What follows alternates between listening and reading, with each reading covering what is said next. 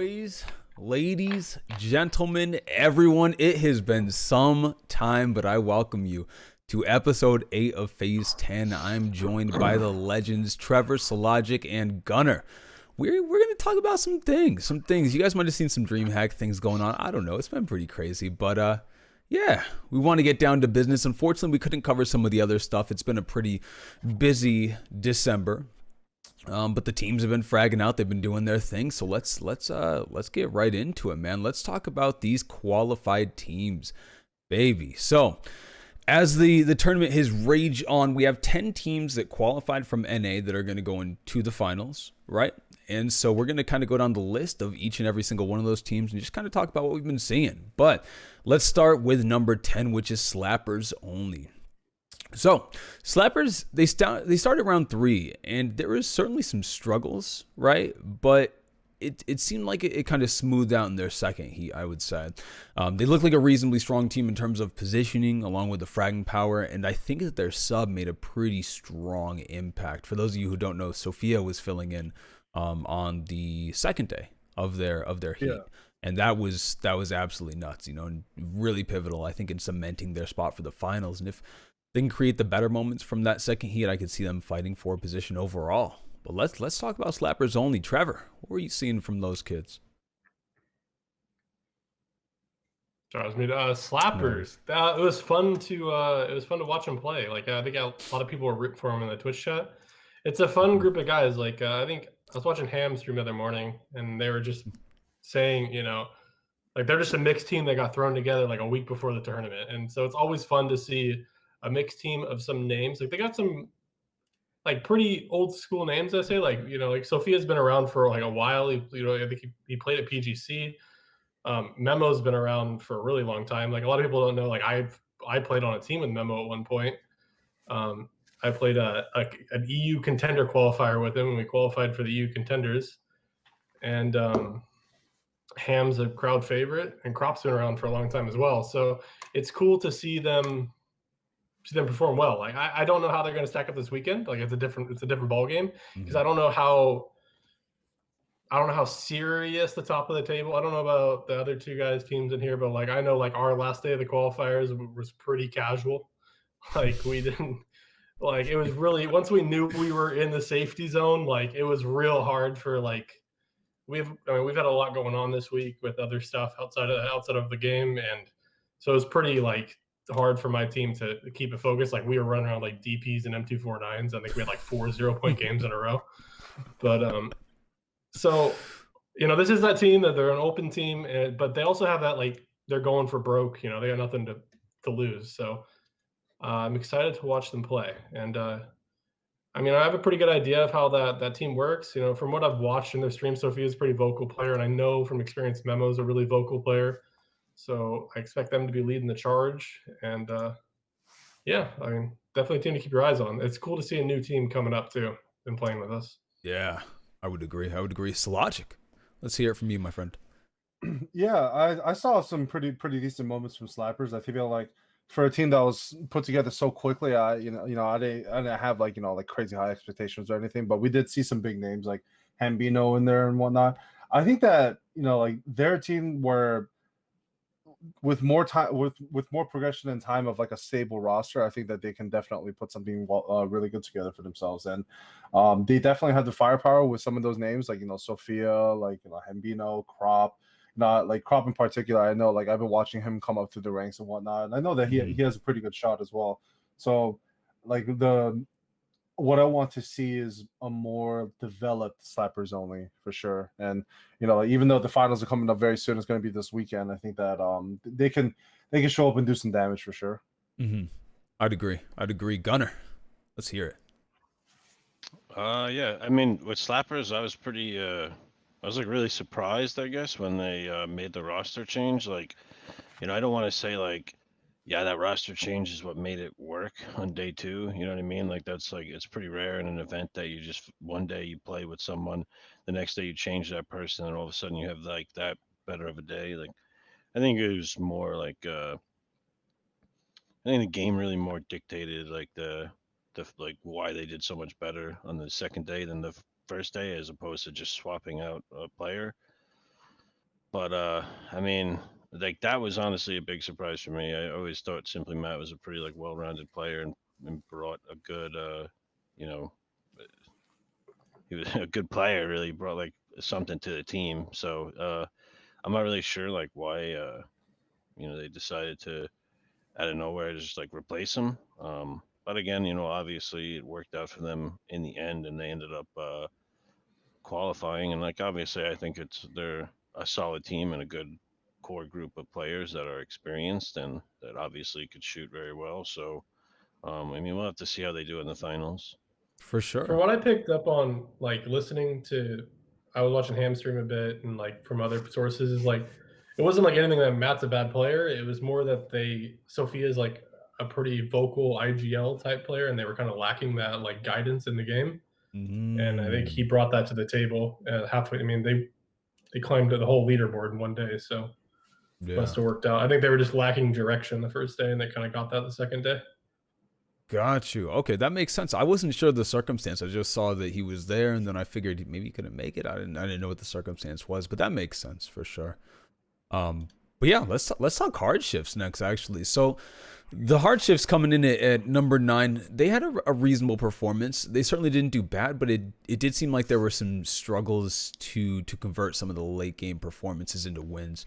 And I think if they can find a way to get involved kind of throughout the course of their matches, they'll have probably a stronger push through the finals. But I think we would need to see that in order to see them really shine in the finals and not end up in a position where they're kind of falling in the same area of the leaderboard.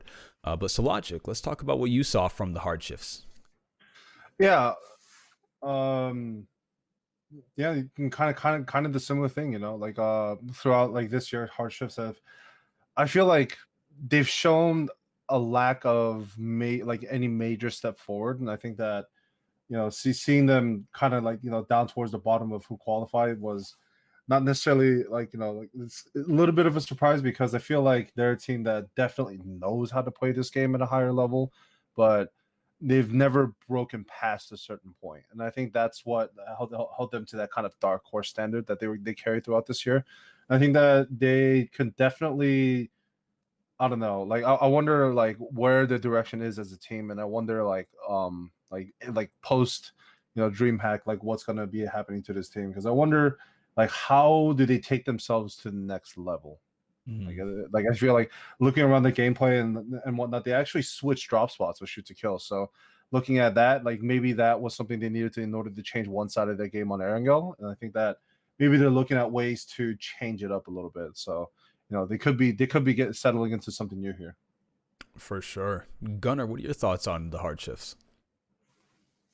I mean, I love Hard. I think they're obviously probably one of the most experienced teams in the scene. So, like, it's not surprising seeing them come in here and like, qual like pretty easily. I mean, they were 9 points out of third place. Like, it was pretty close. And like as like Trevor said, I think like as teams kind of figured out, where the cutoff was going to be, like, the only thing you get for getting first place in a group stage is apparently a curse. So I think most of the teams were trying to avoid that, considering like Soniqs won freaking groups and PCS 1, and then we won PCS 1, and then we won groups in PCS 2 and 3, and we didn't win PCS 2 and 3. So I didn't believe in the trend, but now I'm starting to. So we'll have to see.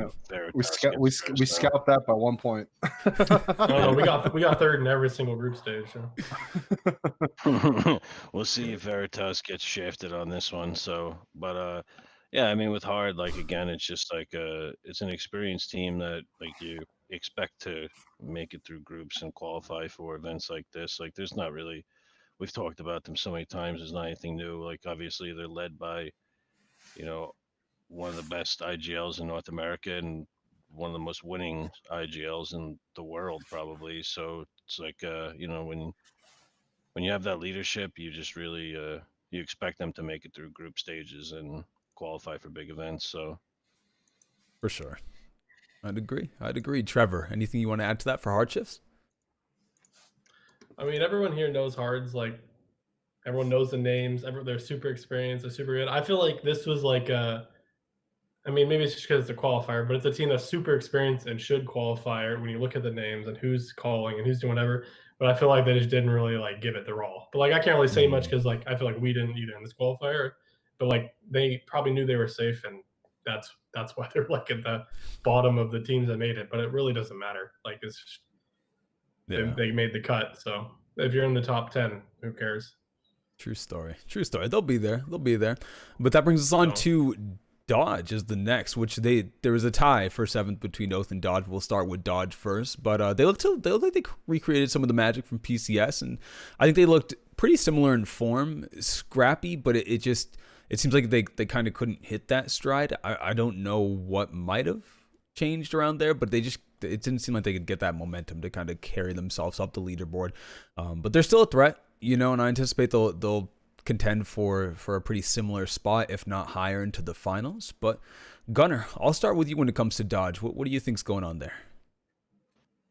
I mean, I don't mean to repeat myself, but I mean, there's obviously a trend here, and it's another group of experienced players that are expected to really make it through into group stages, especially if it's like a top 10 situation. I mean, they have good leadership on the team. They have fraggers on the team, and they all play the game quite a bit. So, I mean, there's not really much else to go into on them. They're just a team that should make it, and that's that. I'd agree. Trevor, anything you want to add in with Dodge? It's the same as Hardshifts, right? And that's what Gunner just said. So, the team that should make it. Yeah, like, and they made it. So. Yeah, for sure. It comes down to. For sure. What are your thoughts, Syllogic? Yeah. I think we saw a slightly different Dodge as well, because you saw like obviously talking outside of the teams that made it, like some of the teams that didn't make it. You saw like I feel like the approach to this tournament was slightly different in the sense that it is more condensed, and I think that there was less room to make not only make mistakes, but there was also less room to come back. And I think that seeing Dodge here compared to some of the teams that didn't make it, they definitely did make some steps forward in order to become a more aggressive team. But in order to do that, kind of sacrifice that whole like very quiet late game manner that they had throughout PCS. And I think that trying this will be good, but I think that they're definitely going to have to take some time to find that middle ground of where they can do both. And I think that a lot of the higher teams where like, we're talking about like, like let's say like the bottom 3 or so, like, and the teams that kind of made just, they should have made it and they did make it, is that when are they going to like, kind of break out a little bit like Duel, like, like are they going to take that time to, really analyze like, okay, we tried this, now we have to try the in between and, like kind of combine the best of both worlds. So I definitely want to see more from them. Yeah, I would agree. Let's talk about the other 7th place team here, which was Oath. Now, to be fair, I was unaware that we were a little bit trolling on that last little day there, with the 0 point games, according to what Trevor said. But it did kind of look like there was Is it really trolling? I mean, we're just trying to get the guns where you can prone to win. True. True, but it did seem like there was some difficulty trying to get up to that higher spot on the leaderboard.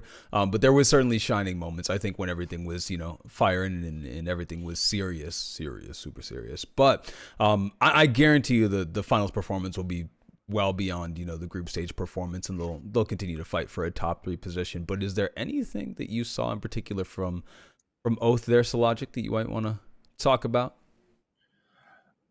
I felt like maybe they took a little bit of a more relaxed approach, because we borrowed your loot spot for a game. Yeah. Yeah, I noticed that. Yeah. Yeah, like I feel the thing about for like let's say like the theoretical top 3 of NA throughout this year, when you think about that and approaching a tournament like this where there's a lot less room, but there's also a lot more of like random elements, for a team like Oath, to end up here is like kind of I don't know, like they kind of like it's the experimental stage of to see what they're up against. But seeing up against the LATAM teams, I'm pretty sure with the firepower of both that, like it should be no problem to come to finals. Mm-hmm. I guarantee it. Gunner, anything you want to add in there for Oath? Yeah, I mean, I could I imagine they were in a similar situation to us as well. Like, now that the cat's out of the bag, kind of like we've all been super stressed and we've all been like super freaking busy. Like this guy just flew to California. Like, I mean, we have people driving all over the freaking place trying to sort stuff out. So like, I'm at, like, obviously, like, DreamHack is an event that, any team's going to want to win, and, we'll put our efforts in towards winning it. But again, like it was nice just getting back into a competitive setting outside of scrims. And, I think once a team that really, like Oath, that knows, like, that they're better than the majority of the lobby, like they're just, once they know that they're comfortable, like, the mentality starts to change a little bit. And, there's nothing wrong with having some fun every now and then, especially with like all the shit that we've been having to do recently. So, It's a lot of stuff. it doesn't matter what place they got in the group stages. Like, I'll be honest, it really doesn't. Yeah. Going off Gunner's point, like that's exact. I mean, we have been literally all over the place. Like, I mean, Rolla's in DC right now because he has an appointment tomorrow morning. Like, he took a train tonight. That's like, I flew, because I'm still a resident of California. Like, I had to fly home to California to go to an appointment today. Like, because we're all getting, our visa stuff figured out. And it's like, we've been like, and I'm like Friday we got, I mean, I'm sure the other teams as well, but like Friday we got like the last information we needed to go take care of this. So our heads weren't really in the game this past weekend. Like, once we knew we were safe, it was more like, can we just stop? Like, okay, we know we made it, like whatever. And I even like told the guys in between the games, I was like, well, these are the last like non-serious or like serious games that you can have fun in for probably like 3 or 4 months. Like, this is the last shot. Like, because we're gonna play our serious this weekend. Obviously, we're gonna give it our all. It's for money. It's a tournament, and then we're gonna head off for 3 months, and that's gonna be a grind. Like, that's gonna be a lot of super grind. So I told them, like, yo, boys, if you want to have fun, get it out of your system right now, because this is it, and then it's back to the grindstone. So I mean, we qualified. Like, we did the math. Like, we were in between games. We did the math on the group stages and the finals to see the averages of top 10. Top 10, we passed that average, and we said, all right, cool, like, have fun, guys. I think they all got pretty tilted though, because they all had DPs and M249s. They drove on potato, and they found 4 Global proning and died in 2 seconds. And they said, all right, I'm ready. Bale disconnected, said, see you guys next week. All right, see you. Oh my god, I love it. But yeah, we qualified, so I mean, we'll play serious this weekend. For sure. Sometimes it really do be like that. We're undefeated. We are. I mean, let's just be real, guys. This is a fact amongst everything. We are undefeated in international online competitions this year, so we'll probably win this one. There you go. Easy clap. Sneaker's last online event of the year. He's clean. He's ready to claim his throne, and it's time. So. There you go. Let's go. That brings us to STK though. And it's so funny because, like, to me, it's like, have you ever watched like a bully get bullied back? Because watching STK felt like teams just didn't even want to give them like just even like a fraction of like a space to work with there. And I don't know if it was just like built up anger maybe from like STK literally bullying them for the majority of 2020, or if it was just like they knew they couldn't give them any inch because they're literally going to take a mile and just run away with the whole tournament. But there was a couple struggles here and there, but there were certainly times where STK just absolutely annihilated teams, and it was great to watch. And I think that'll kind of carry into the finals, and they'll as always contend for a top spot. But Trevor, thoughts on STK? Damn, you caught me off guard. I just got done talking. I don't know. We were kind of like, for a second there, we were like, wait, STK is in like 10th, guys. Like, what's going on? We were kind of joking around. I mean, we know they're going to be fine. Like, then they got their hospital field ending, and they killed everybody. And we're like, okay, never mind. Like, it's fine. And then I think it's like what Gunner said. Like, they're in a similar boat. Like, at least the 3 of our teams I know have probably been pretty stressed, and I'm sure it kind of played a role into Zenith as well. We can talk about them maybe, but yeah, definitely. Like, we've had a lot going on outside the game, but like it's STK. Like, are they not going to get top 10 in a North American qualifier? If this isn't Berlin, like, of course they're going to get top 10. Berlin was top 8, by the way. Wait, you're right. You did get top 10. You got 10, right? We did. Thank you. So they're always going to get top 10 in the qualifier. So I'm not really worried about it. So nope. It's STK, bro. Like if they didn't get, the only story would be like if they didn't make it, but I never never have to have that conversation. So we were not gonna make it. Don't worry. Of course. They So weren't gonna let that happen again. Yeah, I mean, usually if STK doesn't make it, they just cancel the whole tournament. So it works out in their favor. I mean, it's been known we got PUBG in our pocket, so I mean, it is what it is. True. Yeah, got the esports personnel on speed I'm dial. getting a T-shirt for that event. I can't wait. You know. Me too. Yeah. Anything anybody else wanted to add in there for STK? I mean, they're working with some new things I noticed, and I wonder how that's going. And I'm wondering, like what's the driving decision behind little change up.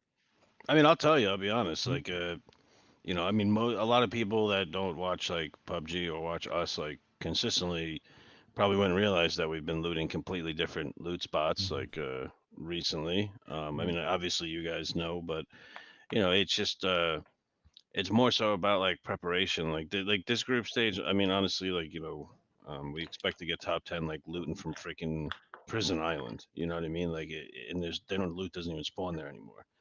But I mean, what it comes down to is basically just being comfortable from different places for more so the future. Like there's I mean, obviously we all know like there's a big event coming up in which there's a whole lot of teams coming from all around the world, and some of the best teams, most of the best teams around the world. Obviously, I feel like PUBG missed the invite mark on a few, but I think that's pretty public knowledge at this point as well. But and a lot of these teams, they don't really know where we loot. They don't give a shit where we loot, and same for Oath and Soniqs and stuff. So we look at this competitive event as just basically learning to loot in a competitive setting from a different place and getting comfortable with timings and the type of loot, and then being able to adapt when the real money comes into play, really.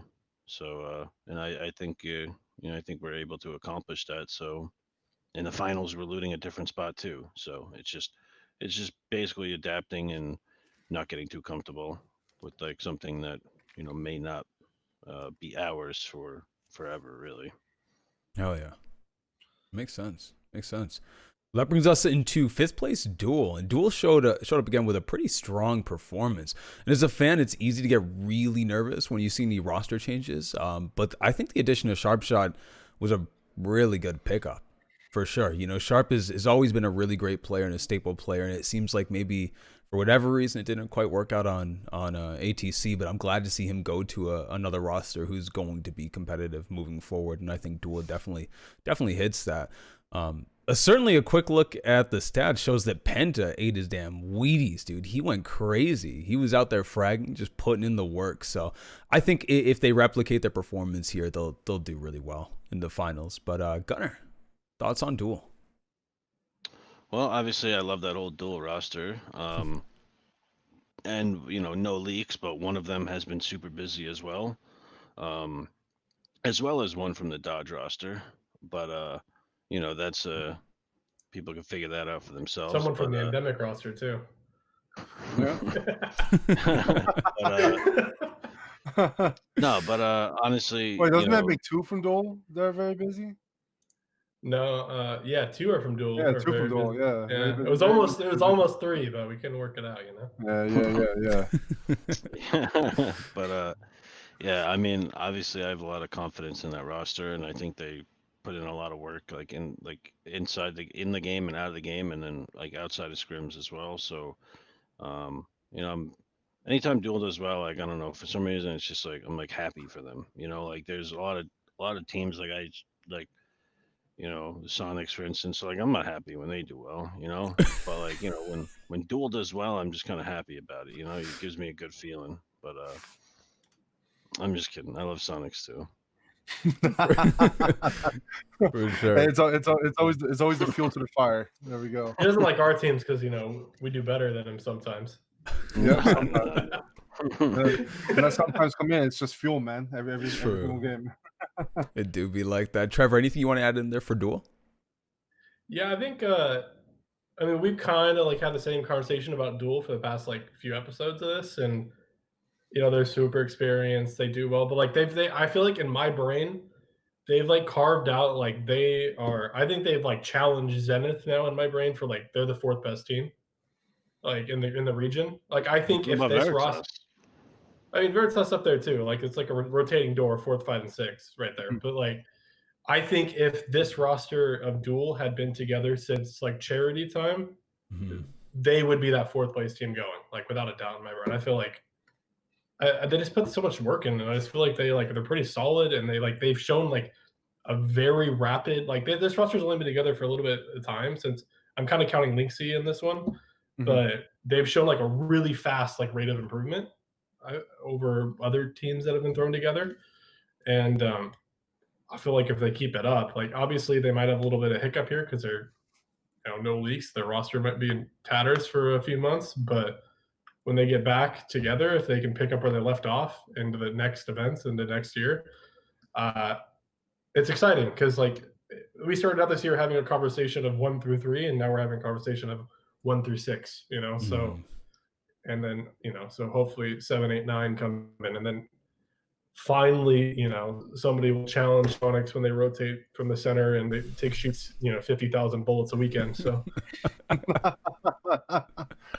Oh man, yeah, the third. But yeah, no, I don't know. I'm really impressed by their rate of improvement. That's all I'm gonna say. I think that just comes down to hard work and like being veterans of the game and knowing what to work on. They're like past that point of having basics down, and I feel like they're at that point of like working out the little nuances of their team. Like that's what all of our teams work on. Like you get to this point of where you hurdle over little battles, but like after 6 months of little battles, you have like so many little ones that you figured out that you get smoother and better at how you play the game. And I feel like they're already at that point. So I like watching them play. Hell yeah. Oh yeah. Syl, anything you want to add in there?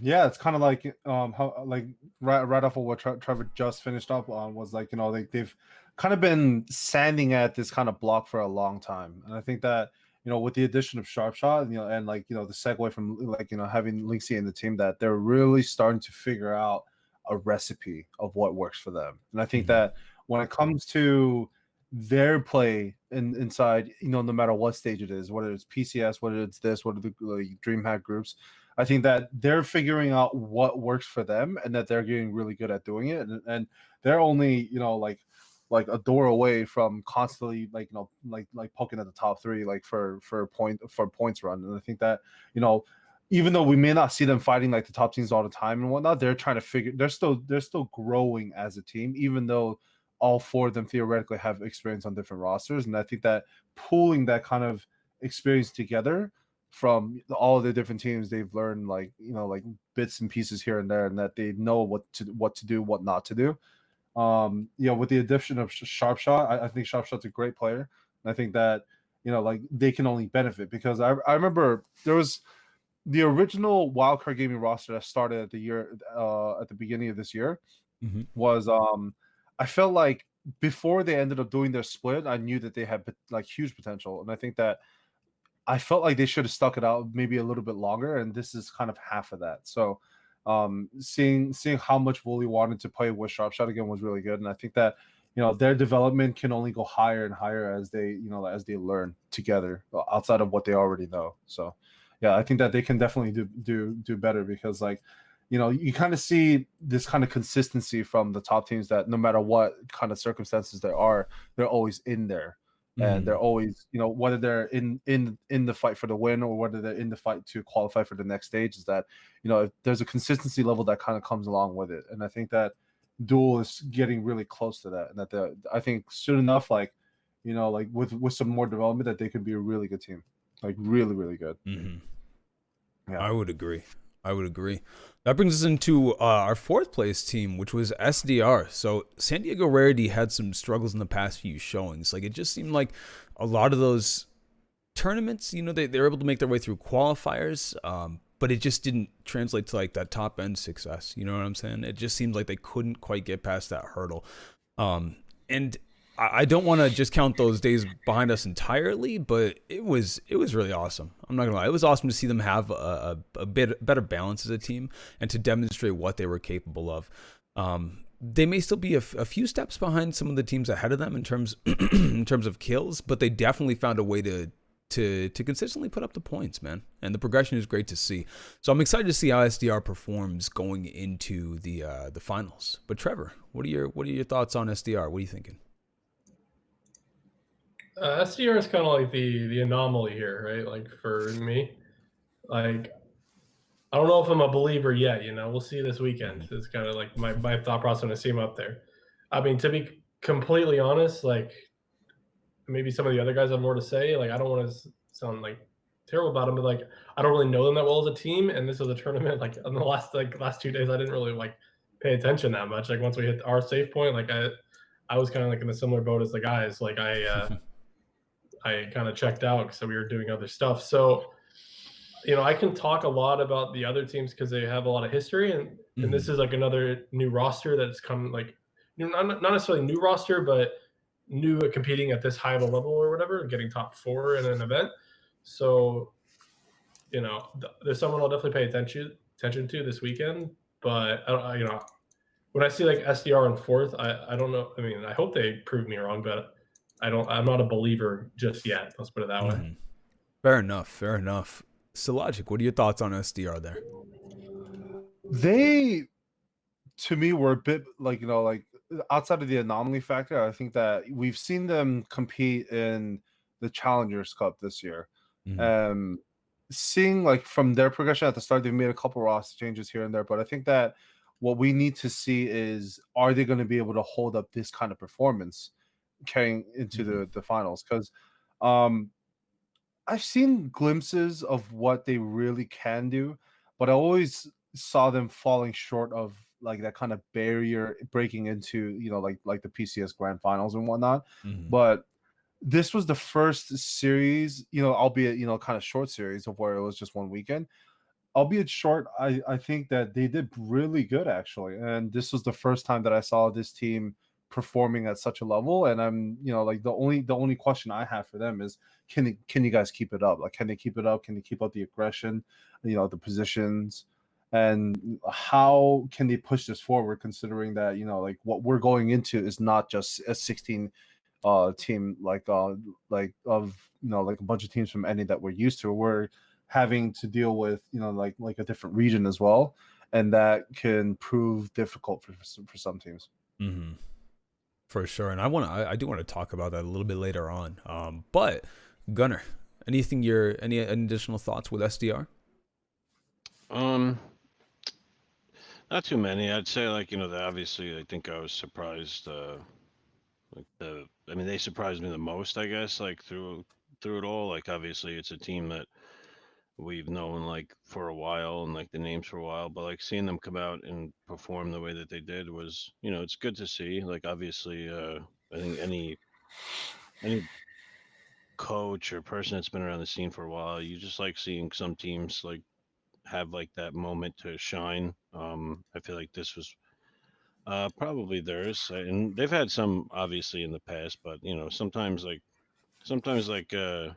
group stage like this and is a good confidence boost for that team, and to really get them on the right track to start performing like very well. So it's good to see that they were happy with their performance as well. I think Deadeye did a interview after the second day, and you could just tell like it was a feel good moment for them. So I was happy to see that. So for sure.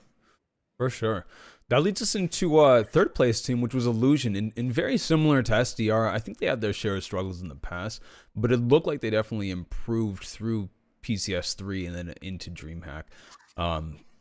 I think there were some difficulties, but I think they just looked more refined all around. They looked like they had a little bit more of like an evened out strategy, where I think I saw a lot of really kind of like head scratchers through PCS 3, where I just didn't quite understand what was going on. But I don't know if it was maybe the roster changes that took place that allowed them to be in a stronger position going through these group stages. But yeah, they got the fragging power, most definitely, and they'll be a team to watch in the finals. But I'll start with you, Syllogic. What are you seeing from Illusion? I'm seeing a more proactive very productive team in this version of Illusion. I think that, like when you're trying to make your way up, that you want to find like a consistent value of like how you produce your points throughout the competition. I think that looking at Illusion, they've had this like kind of momentum of where they slowly were making it up there, and I think that when you talk about Illusion and who's been on that team historically, it's been a very consistent roster that's been building together for a while, and I think that together with their coach Woe, I'm pretty sure it's Woe, is they're not only trying to find what works for them, like compared to other teams that are trying to break in, they're trying to stamp their kind of mark on, like, as a team that will always be there to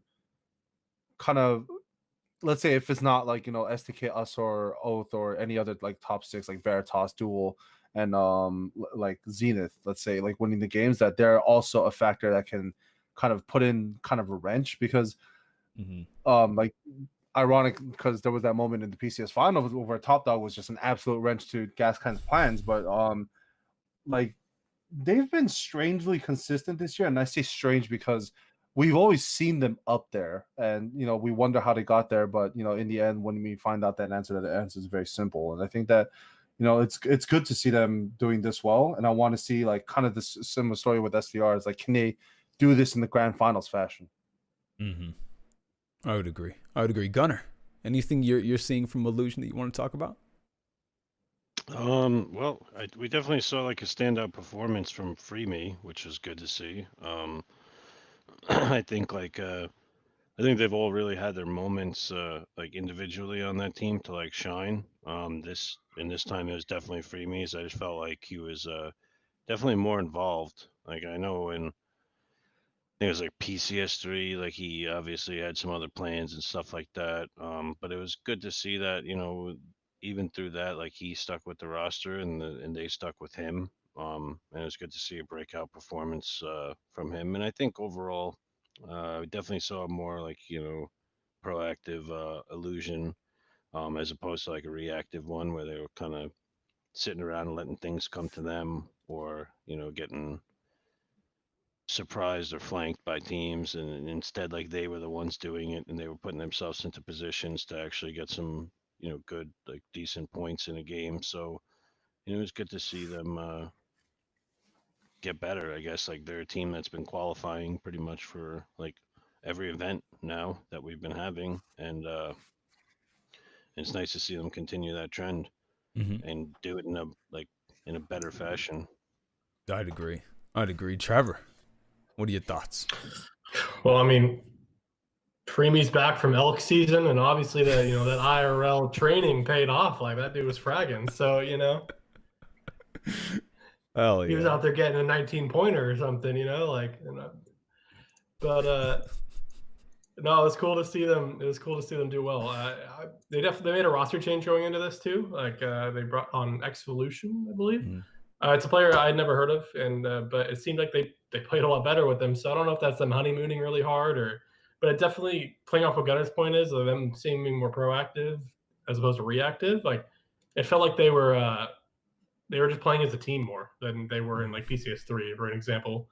And yeah, it paid off. So I think Gunner and Sean hit it like on the head. Like, they've kind of been that team that's been around all year. Like, I remember the start of the year, like, I didn't really know who Icy Flex was at the start of the year, and everyone's like, this kid's pretty good, like, and like, they've all had their moments, and like, they've called that team on the cusp of like getting being one of the better teams. So maybe this is our tournament. We'll find out this weekend. So, but yeah, it was cool to see Freemy have his moment, and yeah, it was good.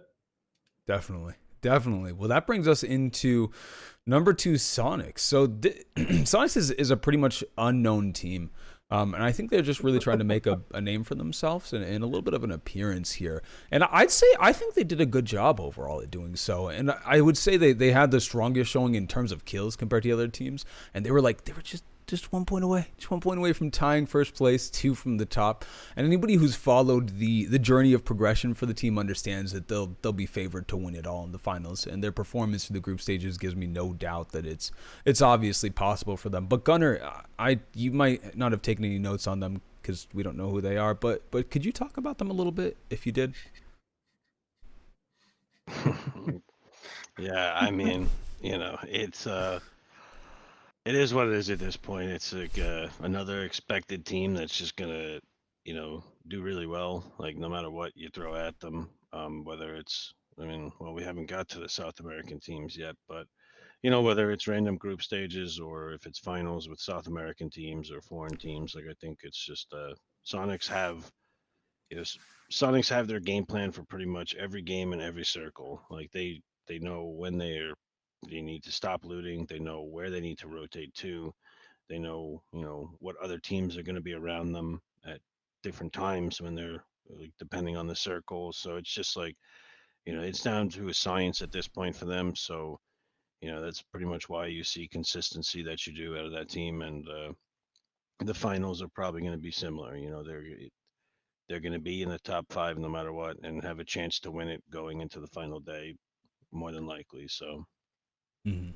I'd agree. Trevor, let's hear it, my friend. Yeah, it's pretty rare when like a relatively unknown, like brand new team comes into a tournament and does this well right off the bat. So it's also rare for a pretty unknown team to get the loot spots they got, which allowed them, they seem to be like, I was just watching them play, like, whenever you see a new team come in, they seem to really copy what like Team Liquid does and what Entis does, now Damwon, but like they seem like they're almost like a carbon copy of those teams. And I don't know, they got some guy with blue hair on their team from what I heard, and that guy's like, he screams a lot.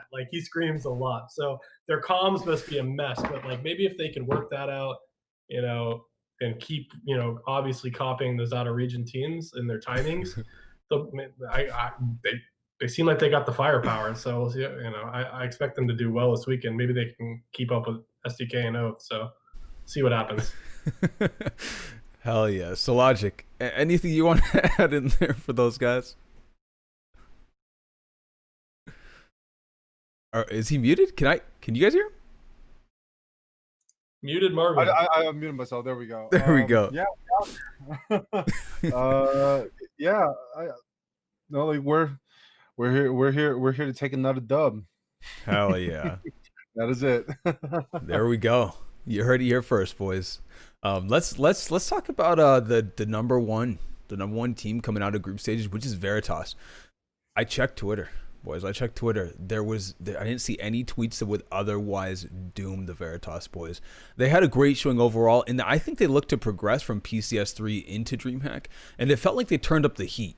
I don't think there's ever really been a question about the talent on the roster, but we've spoken about how when they will get over that hump and showing their capability, and I think that they kind of did that through the group stage.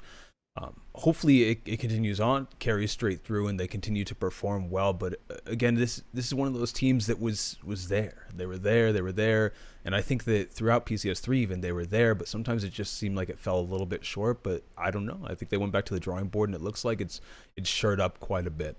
But Trevor, what are your thoughts on Veritas? Veritas, they're like they're the other team in that revolving door of like 4, 5, 6 I was talking about. Like in my brain, like there's our 3 teams, and then there's like these next 3 teams that are always challenging for that 4th spot or higher. And in this case, it was higher. And yeah, I hope it's not a first day curse, like a first weekend curse, like they had in the last tournament. Because if you want to take it into weekends, this was the first weekend and they dominated. So.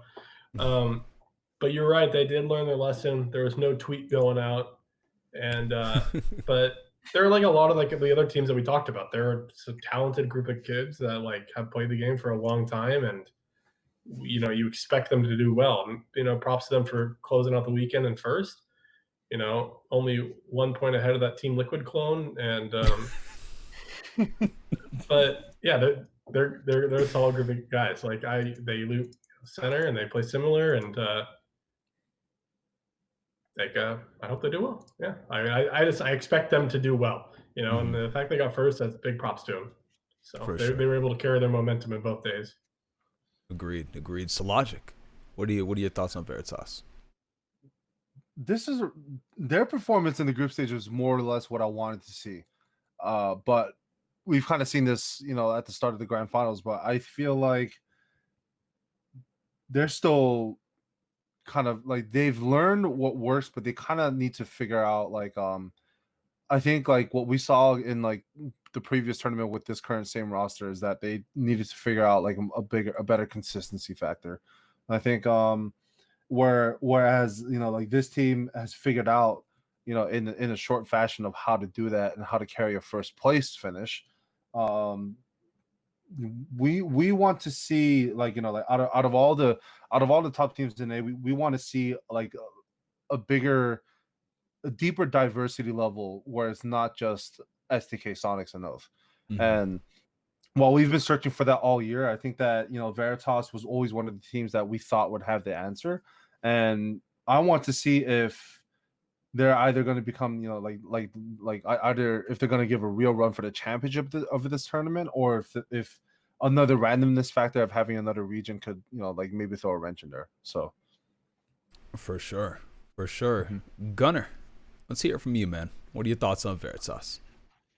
Well, I mean, obviously we all know like what they're capable of. Like, I mean, they always seem to have like these huge wins, like they did in like PCS3 and like in groups, and so I mean, it's like one of those teams. Like I was just reading chat, like with Keenan, like like it's pretty hard, like to imagine, I guess, like being in their perspective and playing, like knowing like you're not going to be competing at like the next international worlds event, especially like obviously knowing they know how good they are and they know like they could be a top team in America, and they feel like, and they should feel like they should obviously be representing North America. And like, I mean, I wouldn't be against having that team next to us competing internationally.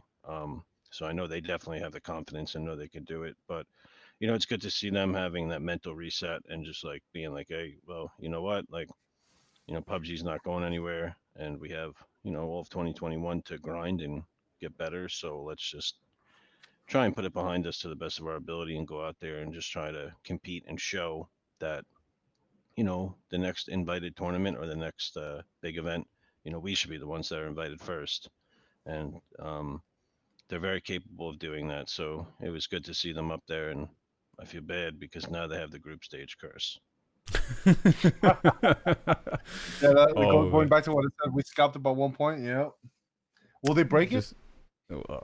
I hope this is the one team. This is the one team, though. I'll say about Veritas. So, like, I know Keenan, you're in the chat, bro.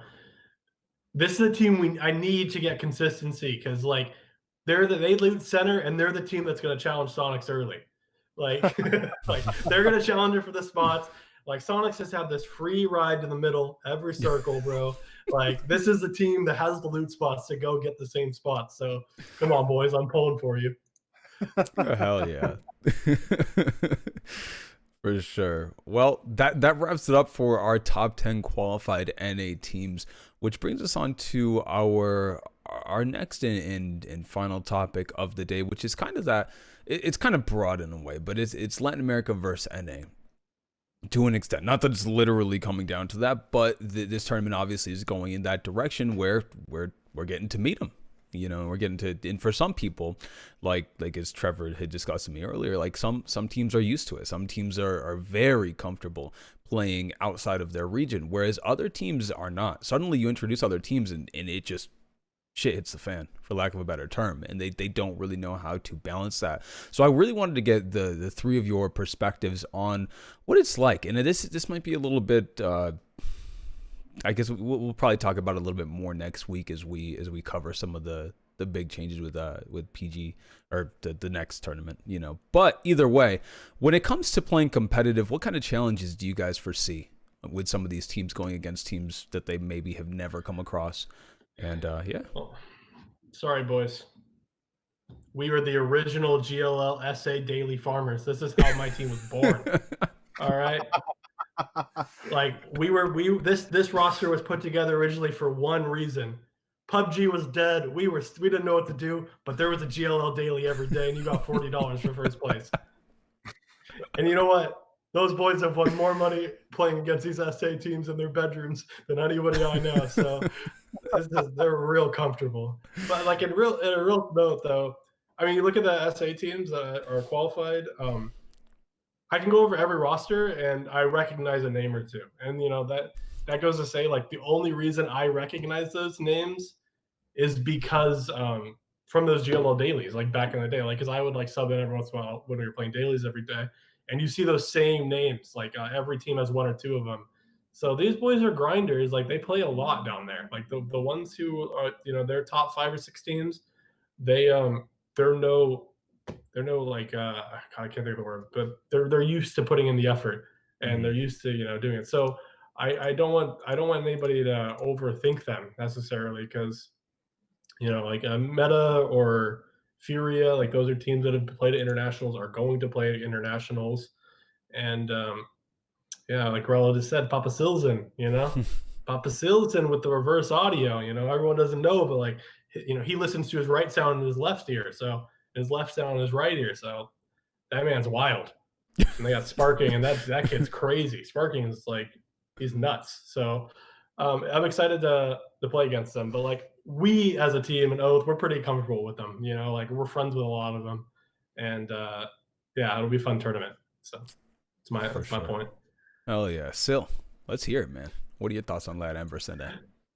Yeah, going back to when Trevor mentioned that he saw like a couple of those names, you see, I feel like SA is a region where the top teams consistently stay the top teams, or where they always have some of these teams that definitely have like those kind of household names, and they, you know, they're consistently there. Where, you know, whether it's whatever international they've always gone to, Silzen is a name that has been to almost every single one, and I think that he's probably the most developed South American captain, because I do, at least I have an image in my head that he's definitely some sort of IGL, and I think that, you know, stemming off of last year's performance in, you know, the GLL Grand Slam, of where they were called Bitloft, and then going into PGC when they were W Click, that, you know, like these SA teams, they know how to perform, and they know how to, you know, at least get to the international stage and, you know, like kind of perform. But, you know, they have a way that they're kind of exposed in a sense, because they're not just